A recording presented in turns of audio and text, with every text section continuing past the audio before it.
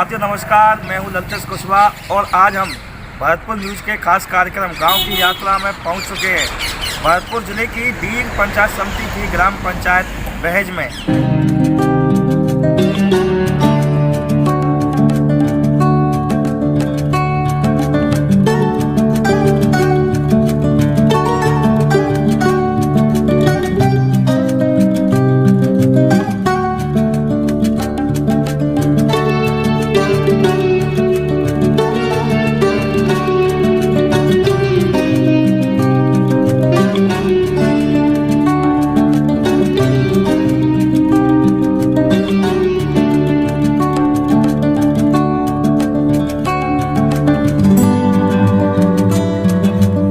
साथियों, मैं जैसे ही ग्राम पंचायत बहेज में आया हूं तो मुझे यहाँ ग्रामवासी मिले हैं। आइए उनसे बातचीत करते हैं। सर, क्या नाम है आपका? नीरज फौजदार। तो नीरज जी, ये क्या है? ये पानी जो भर रहा है, ये तालाब है क्या? ये तालाब क्या है? इसमें गांव की सारी गंदगी आती है। ये है क्या? ये तालाब है गांव का। तालाब है? ऐतिहासिक तालाब है। इसका पूरा नाम इसका बलभद्र कुंड है। ये अच्छा, ऐतिहासिक हिस्ट्री है इसकी, लेकिन आजकल इसकी अनदेखी हो रही है। अच्छा। इस पर कोई साफ सफाई पे कोई ध्यान नहीं दे रहा है। इसमें पूरा गंदगी है, इसमें तेजाब बना हुआ है, बीमारियों का घर है ये। इसमें बीमारियां पनप रही हैं। इस पर प्रशासन कोई ध्यान नहीं दे रहा है। इस पर, इसकी साफ सफाई पे और इसकी उस पर। प्रशासन के अलावा सरपंच साहब को भी बताया था आपने? सरपंच साहब को बता रखा है, लेकिन सरपंच साहब कोई बजट आएगा तभी तो प्रशासन गवर्नमेंट कोई बजट रिलीज करेगी तभी। अच्छा, सरपंच साहब ने ये कह रखा है कि बजट आएगा तो हम इसकी सफाई करवाएंगे।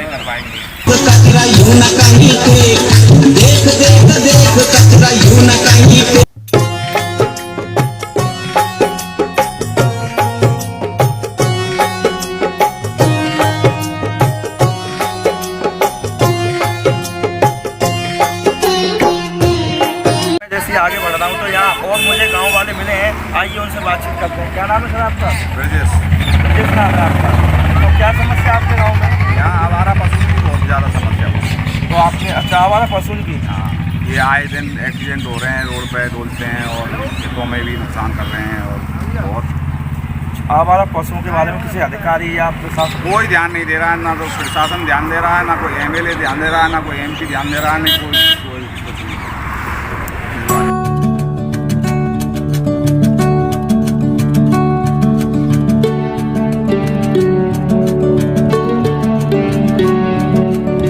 साथियों, हम जैसे ही गांव भेज में आए हैं तो मैं देख रहा हूं मेरे सामने 4-5 लोग यहाँ बैठे हुए हैं। आइए उनसे बातचीत करते हैं।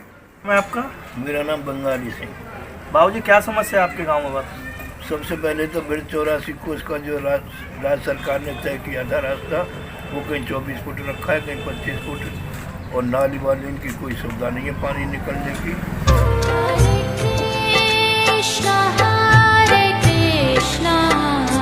तो इस रास्ते के बारे में आपने प्रशासन को या सरपंच साहब को किसी को बताया था? मैं बताया सरपंच को, वो पता, और प्रशासन यहाँ आके चक्कर काटी हुए, पर वो प्रशासन ने मजबूरी दिखाते हुए कहीं कम कर दिया, कहीं ज़्यादा कर दिया। ब्रिज 84 कोस का जो रास्ता है।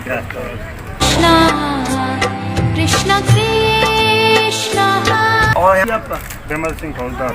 अच्छा बाबूजी, और कोई 84 कोस के अलावा और कोई समस्या आपके गाँव में? समस्या है चंबल की पानी की समस्या है। जो चंबल की लाइन बिछी है, आधे गांव में बिछी है, आधे गांव में बिछी नहीं है। दूसरी बात, पानी पूरी तरीक़ा से नहीं आ रहा है हमारे गांव में। थोड़े से गांव में कुछ छुट्टी करने चल रहे हैं, कोई ना उन पर रोक लगा रहे हैं, ना कचू वाटर अवैध चल रहे हैं, कोई कनेक्शन नहीं है। गांव इसी से परेशान है। बाबूजी, पर ये मतलब आप कह रहे थे कि आधे में बिछाई गई है, क्यों? कारण क्या रह सकता है? कारण ये बताते हैं, वो वाटर बॉक्स की आधी तो ठेकेदार चंबल के कोई ठेकेदार की थ्रू दी थी, उसमें तो उसने डाल दी है। आधी को पल्ली साइड में जो चंबल वाले हैं वे बोलते हैं वाटर बॉक्स वालों के लिए मैं टेंडर होंगे जब ही डलेंगी। कुछ दिन पहले तो आपके साथ गांव का आरओ भी खराब था। हाँ, तो पल्ला आरओ भी बिल्कुल ख़राब है। ये तो हमारा करीब सही चलता है। एक साइड का एक आरओ बिल्कुल ख़राब पड़ा है, उसमें तो पानी नहीं आता है, और आता भी तो खारा ही आता है, कोई हल नहीं हो रहा है। जैसा कि हम यहाँ, जैसे यहाँ कुछ लोग बैठे थे, हम यहाँ बात करने के लिए आए थे, तो एक बाबूजी ने यहाँ ब्रिज 84 कोस की जो परिक्रमा का मार्ग है यहाँ थोड़ा सा कमी कर दी है, कई जगह ज़्यादा कर दिया है। और दूसरे बाबूजी ने यहाँ पानी की समस्या के बारे में बताया, जो कि चंबल की जो लाइन है आधे गांव में तो बिछा दी गई है और आगे जो आधा गांव है उसमें नहीं बिछाई गई है।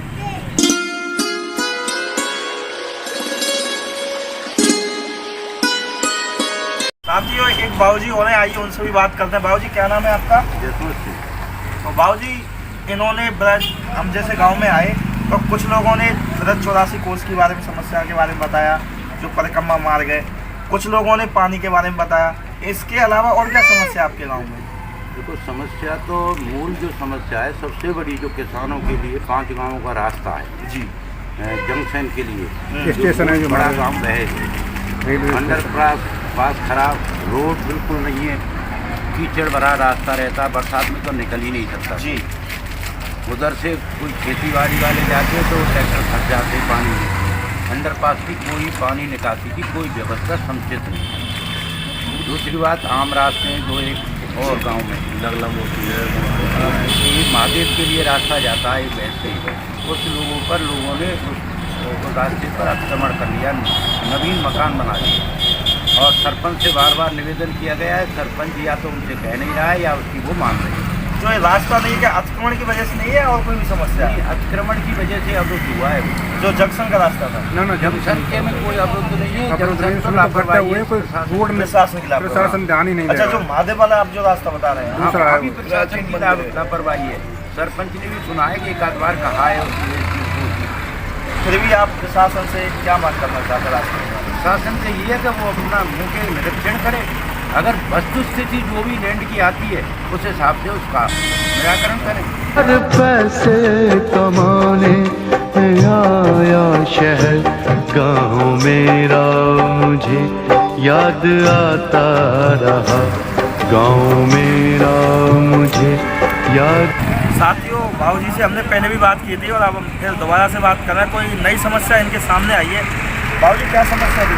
सर, समस्या ये है कि सरकार की योजना है कि 5000 की आबादी वाले गांव में Mahatma Gandhi English medium school खोले जाएंगे।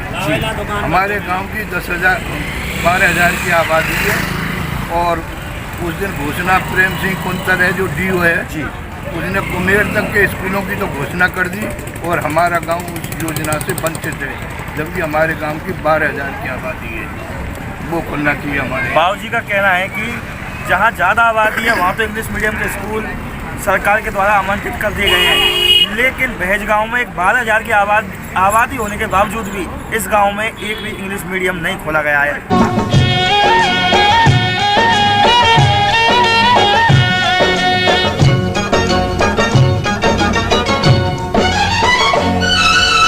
जैसे ही गांव भैज के अंदर आया हूं तो मेरे पीछे आप देख सकते हैं पोखर है, जलकुंभी है जो पूरे पोखर में छाई हुई है।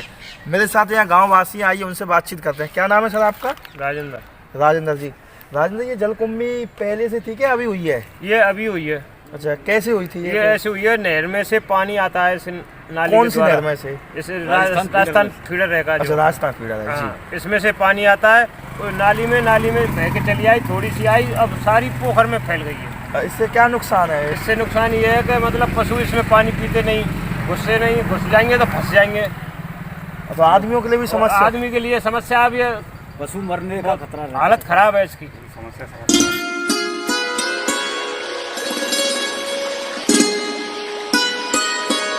जैसे कि बाबूजी थे, इन्होंने हमें बताया था कि ये जलकुंभी राजस्थान फीडर जो एक नदी है उसमें ये नाली के सहारे बह करके आई थी, नहर के सहारे, और अब ये थोड़ी सी थी और बाद में आप देख सकते हैं पूरे पोखर में ये मरा गई है।